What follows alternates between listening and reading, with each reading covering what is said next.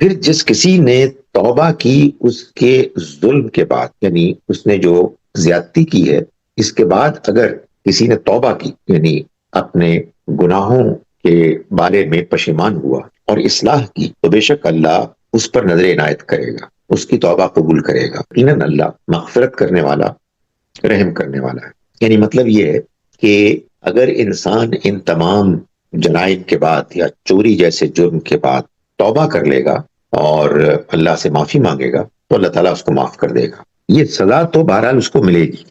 یہ تو اصل میں وہ عبرت ہے کہ جس عبرت کے نتیجے میں اللہ تعالیٰ معاشرے کو پاک کرنا چاہتا ہے کہ جن معاشروں میں یہ سزائیں نافذ ہوئیں ان معاشروں میں جرائم کا ریٹ کم ہوا۔ یہ ان احکام کے بیان کرنے کی وجہ نہیں ہے۔ میں پھر کہوں گا کہ ہمارے ہاں خواہ مخواہ لوگ اس طرح کی باتوں میں بحث کر کے لوگوں کو ڈیبیٹ میں الجھاتے ہیں۔ اللہ کے، آخرت کے، رسالت کے دلائل اتنے زیادہ ہیں کہ ہمیں لوگوں کو اس میں انگیج کرنا چاہیے۔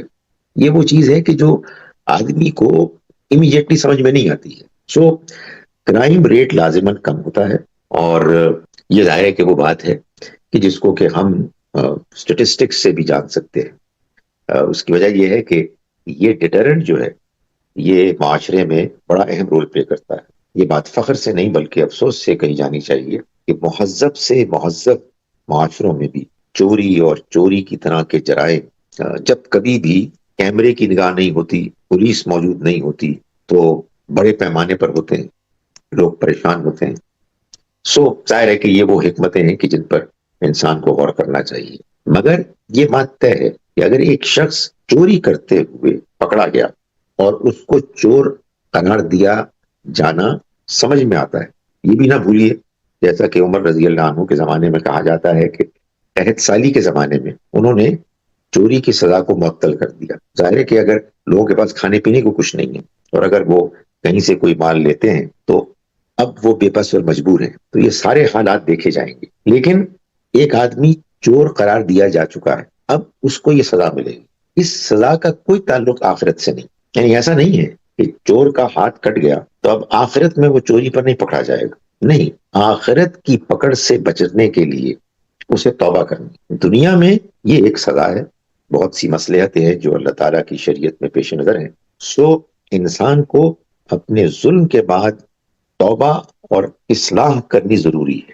توبہ تو دل سے ہوتی ہے، انسان کے اندر پشیمانی ہوتی ہے، لیکن اس کے ساتھ اس کی ایک خارج میں دلیل ہوتی ہے، اس کا اظہار ہوتا ہے توبہ کا، اور وہ اصلاح سے ہوتا ہے کہ آدمی نے اپنے رویے کو ٹھیک کر لیا تو پھر اللہ تعالیٰ بھی معاف کرنے والا ہے۔